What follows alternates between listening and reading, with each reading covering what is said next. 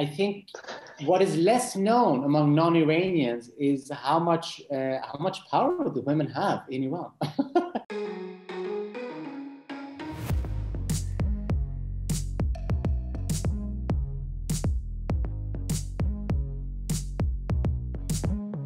Bienvenue à Cérémania 2021. Je suis très heureux de recevoir aujourd'hui Pouria Takavar, qui est scénariste et réalisateur, ainsi que Yasha Alisheva, scénariste. On leur doit Happiness, un superbe road trip à travers l'Iran. C'est une série qui est sélectionnée en compétition format court et exclusivement disponible sur Cérémania Digital. Pouria et Yashar, bonjour et bienvenue. Merci d'être avec nous aujourd'hui. Hello, thank you very much for the introduction. Pour commencer, qu'est-ce qui vous a inspiré l'histoire de Shadi? You know, I am actually coming from a documentary background. So the documentary was about the youths of Iran and the ones who especially live in Tehran and the activities that they're involved in. And after that, I was very interested in that world. So after that, I just came up with this idea of having another teenager as my protagonist of this like Happiness, who's looking for the quest of happiness. I mean, she's looking to know what really happiness means in this world, which is very hard to really know at the end, because you can't fully understand what happiness is. So that was how actually we came up with this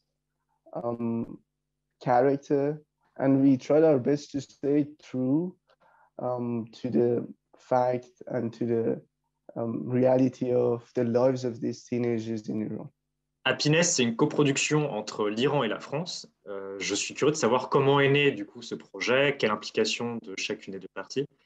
Entre autres, comment s'est passée la collaboration entre vous deux et les scénaristes françaises, Alicia Pras et Louise Silverio. We worked between many countries and across borders for a very long time. So it went through, I think looking back, it was difficult and a bit chaotic as well, because we tried all kinds of things. We tried working at distance, we tried working in one city, then we were at distance again, and then we were writing episodes with the French writers who came in a bit later.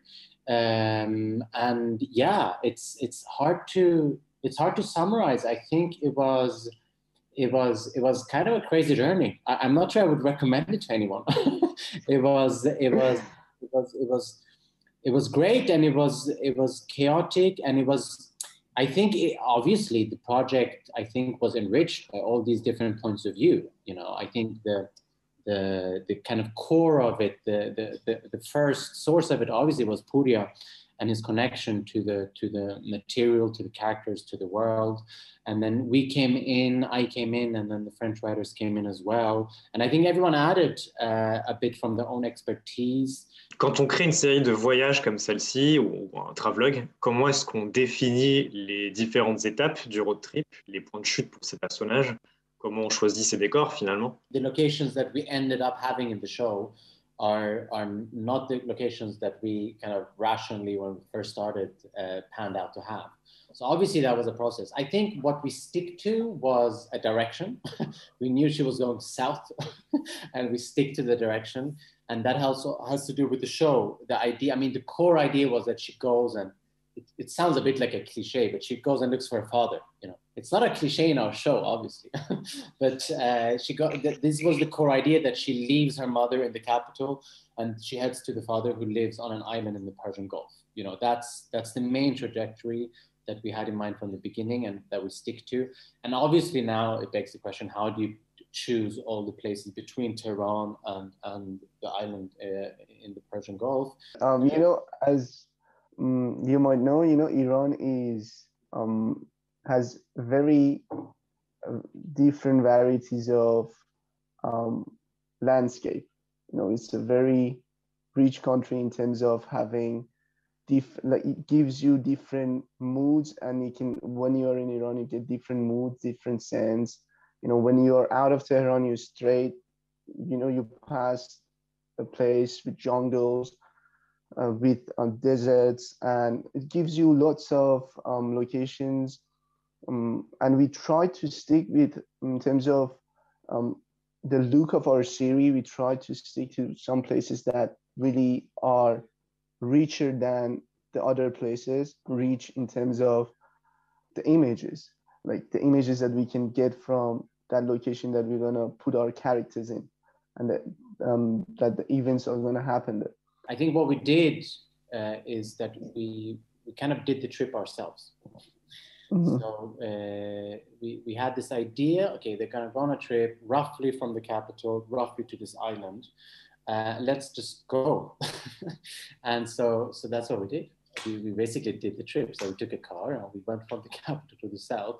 And we, it's the pleasure of doing that is the pleasure of discovering things that you don't know, that you can't sit at your desk in your room and or read in a book, but you actually just go somewhere and you're surprised by something and you discover stuff that you haven't heard about, you haven't seen, you couldn't really think about, and you meet people. We met people.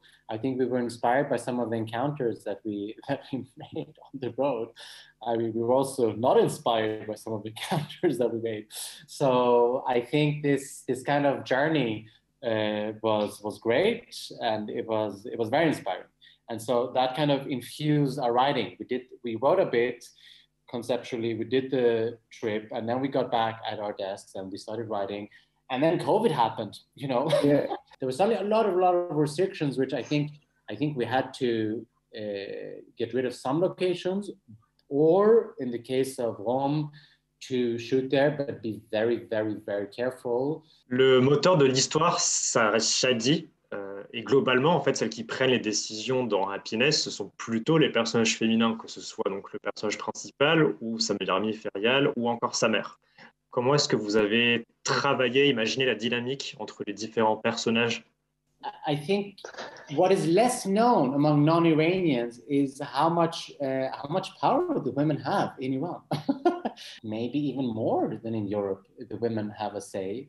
And I think, I'm not even sure we thought of that so consciously. I think it's just natural. It's natural to Iranians. I think whether or not you're in Iran or you grew up in an Iranian family outside of Iran, it's a fact of life.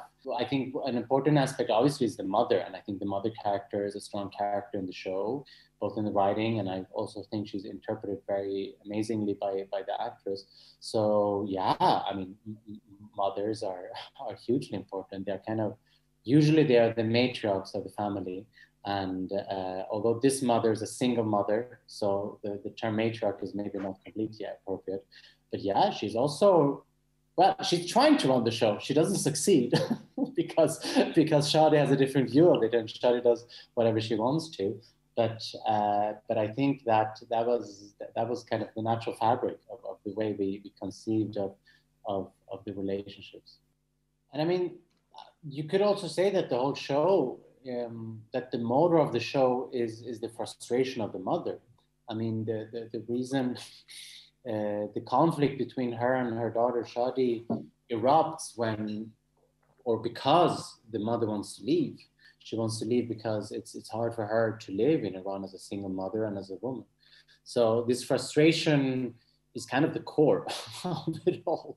That's kind of the first domino stone, or whatever you call it in English, that makes the whole thing fall. The conflict erupts with Shadi leaves, and then you have the road trip. So at the source of it all is the mother's frustration and the kind of, I guess it sounds a bit pompous, but the kind of tragic conflict that erupts with the daughter, because obviously she wants the best for her daughter.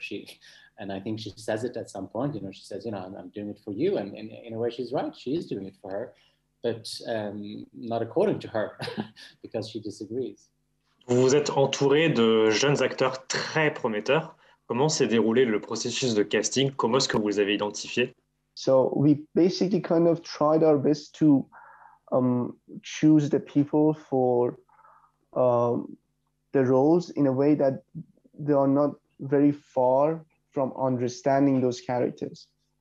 Like, for example, when I was meeting Solmaz for the role Sarah, for the mother. Um, first of all, in terms of looking, she was very looking like Shari for the actor that we were choosing for Shari. And, in terms of choosing, I could basically see that these actors are really understanding the characters that's been written on the paper. And for me, the understanding of those characters were really important because I didn't want them to just fully act. And based on the talkings that I had with them, and they were all were experiencing those moments of those characters that they wanted to play. Comment avez-vous travaillé l'identité musicale de la série et sa bande son? We came up choosing the music tracks for the show in a way, yes, considering that there's going to be um, French audience and also Iranian audience. And as Yasha said, you get to understand like some people understand Stromae, some people understand Ali Azimi, but we also thought of choosing tracks that are not super far from our protagonists. So in a way, when you listen to these tracks, they are very close to the life of our character, our protagonist Shadi, who has the challenges. I mean, like you can find in each track, you can find the challenge that she has in her life and what is going to be presented on the screen in those tracks. So yeah, we try to be wise enough choosing these pieces not just for the rhythm that they would bring to the scene, but also to find some meaning. So most of the musics are being chose with some purposes and not just because they want to add some rhythm to the scene. And we tried our best to achieve that goal. La série se termine sur un changement de format d'image. Est-ce que vous pouvez nous en dire un peu plus sur ce choix? From the beginning, we thought of this aspect ratio because we wanted to put our character in a pressure, and in a way, deep beneath the scenario, she's looking for happiness and kind of a freedom, and she's the one who's escaping first from her mother and then from the capital, and then little by little we see her escaping, trying to hide the truth from her friends, but at the end she reaches to the point that she finds herself a little bit free from all these pressures, and there is this moment of freedom that she faces. So the aspect ratio basically changes, but the time freezes because we are not sure that, like we try to imply that it's not sure that as if she's gonna be feeling free for long or just for that moment. The show is called Happiness. It's about a person who's called Happiness, Shadi, and it's about her happiness. But I think the more we wrote, we also discovered that it's also, or maybe instead, or I don't know which word to use, but it's about freedom as well. And I think this sense of freedom, obviously, Pouria was onto it. You're confined in a frame. You open the frame. You play with the idea of being limited, being unlimited, opening up, going on a journey, being free, being lost. So I think all of these things we played with in different ways. And I think, to be honest, I don't know. Is the show about happiness or is it about freedom? I'm not so sure. I'm not so sure. And I think I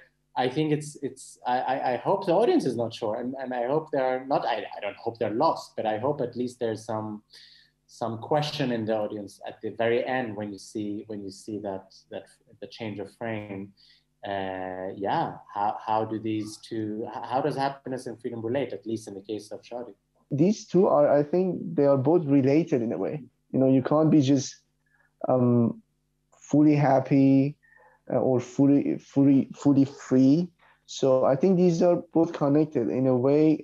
Shadi thinks she can gain happiness by freeing herself from some situations that she's not really happy with. It's a combination of both, I guess, and we could feel that it really suits the project. This aspect really suits the project and gives more meaning to our show. So, yeah. Et sur ces bons mots, on va justement laisser le public de Cérémania se poser ces mêmes questions. Je vous remercie beaucoup tous les deux, Yashar et Pouria, pour ces réponses. Thank you both. Thank you so much. Thank you so much. Thank you so much. Pleasure. I hope you enjoy the show.